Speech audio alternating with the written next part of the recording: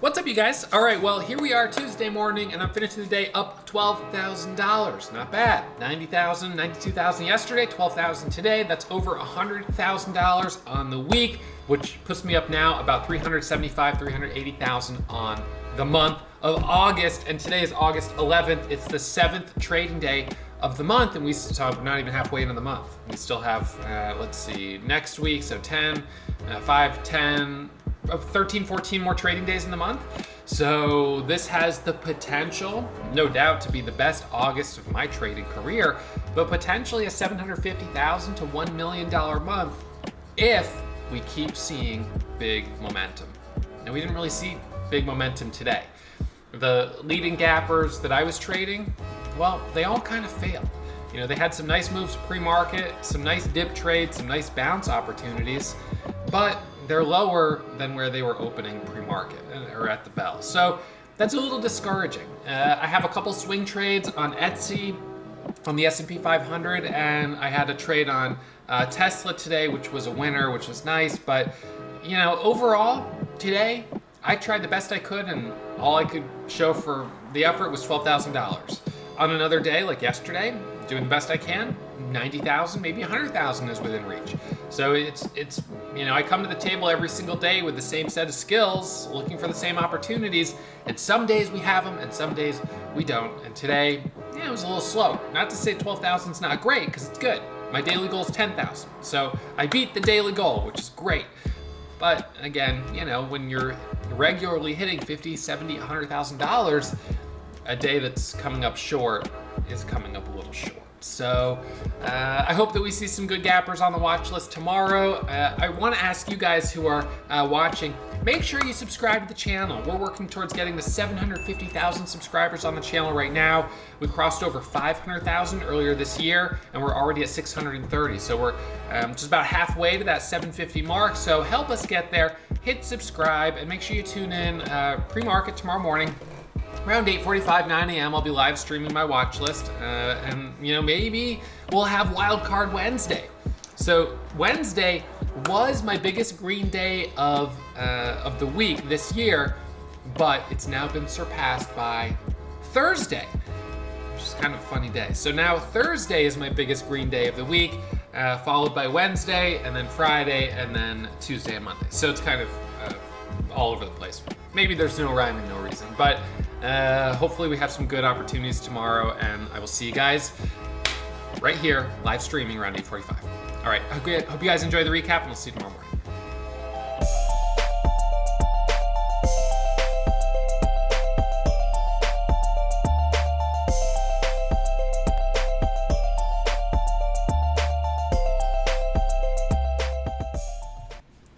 All right, everyone, so we're going to do midday market recap, and I'm going to go over the trades from this morning. I'm finishing the day up $12,179 on my day trades, and I have open P&L of $360 on my swing trades, but down 63 on the day.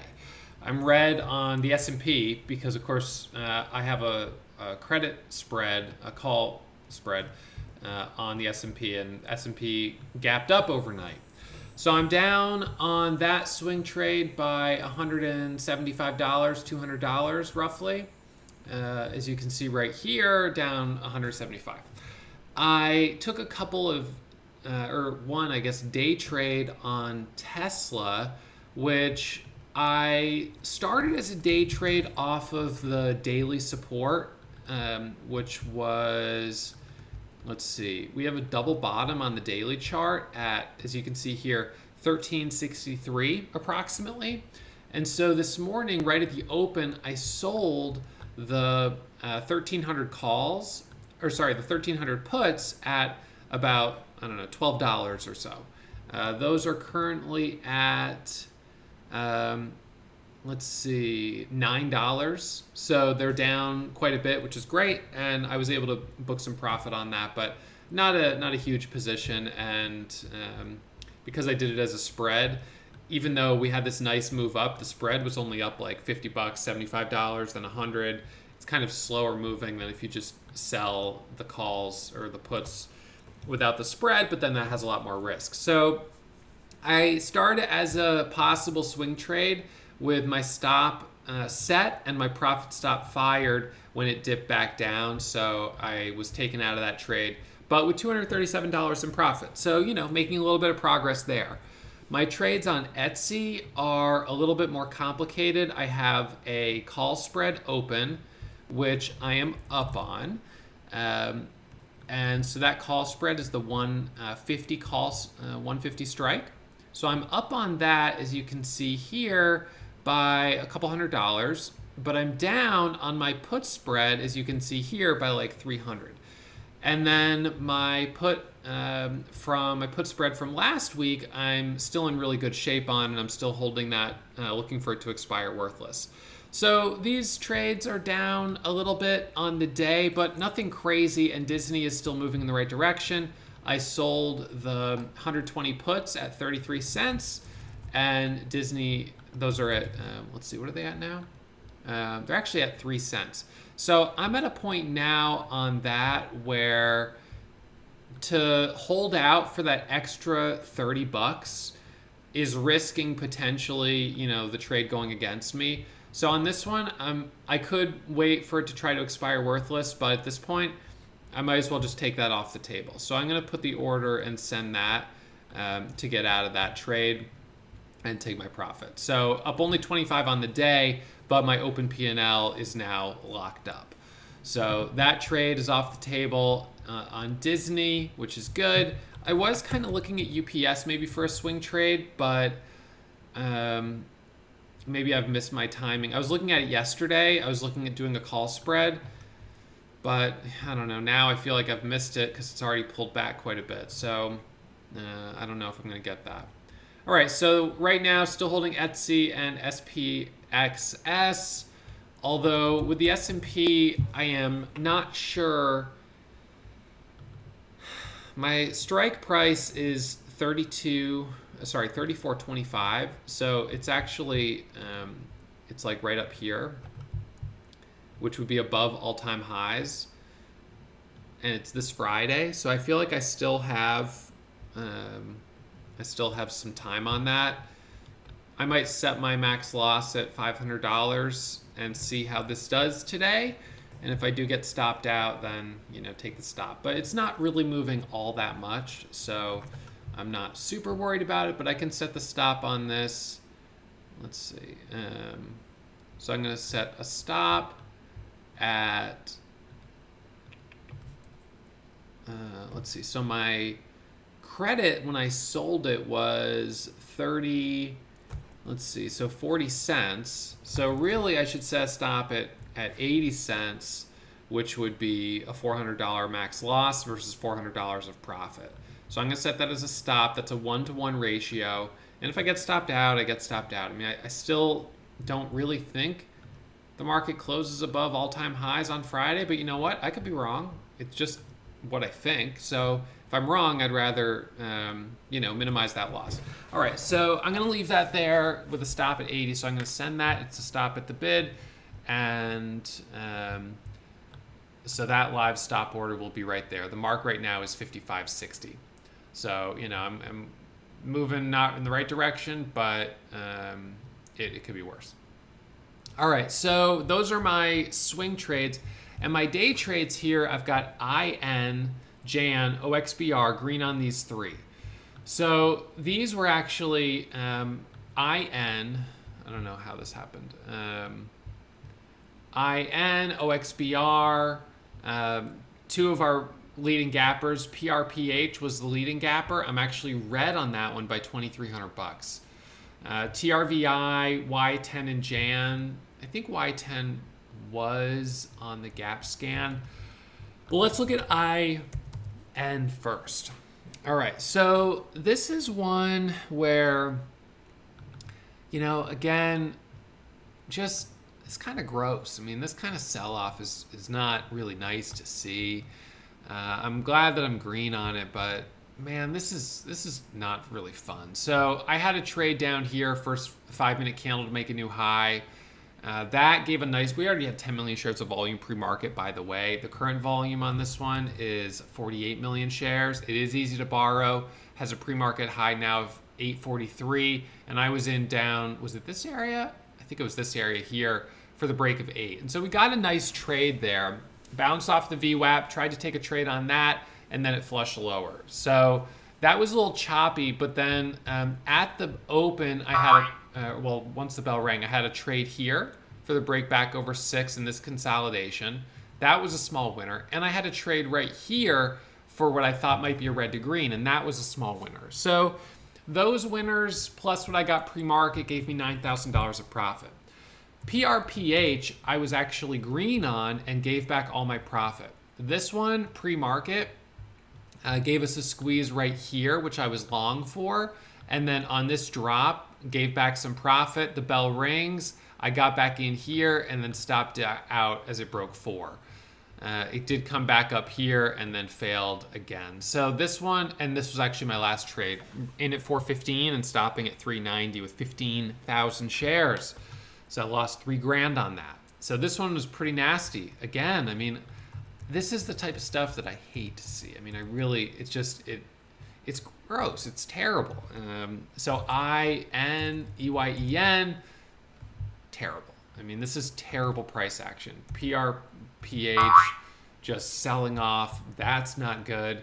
Now, I could have shorted IN as it turned, if I wanted to, but I don't expect stocks that put out good news to fail. I expect them to go higher. So it's just against my kind of strategy and my mindset that something that comes out with that kind of good news would fail. So I don't know. I guess that's a weakness I have. But in any case, IN,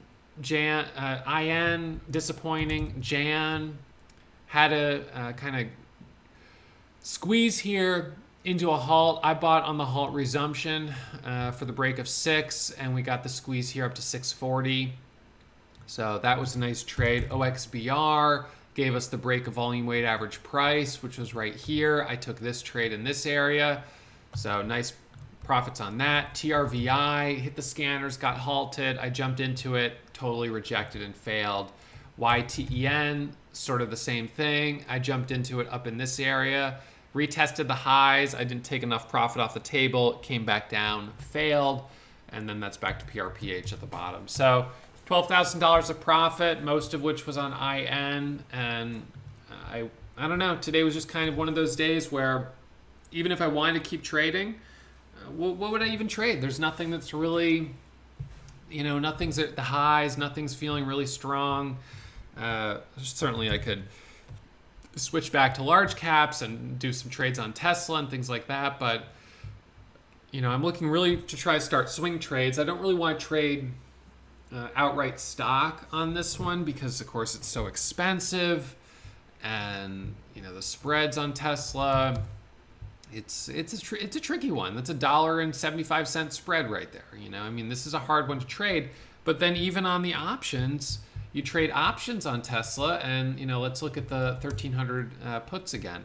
So 1,300 puts on Tesla down here, 655 by 680. That's a 20-cent, 30-cent spread. So some of these end up having big spreads at times, which means if you buy at 670 and then it doesn't go your way and it drops a little bit, you're looking at 630, maybe $6. You're talking about a 10% loss right there on the options. So the options, you need a good amount of conviction. You're not going to be able to get in and get out like real quick.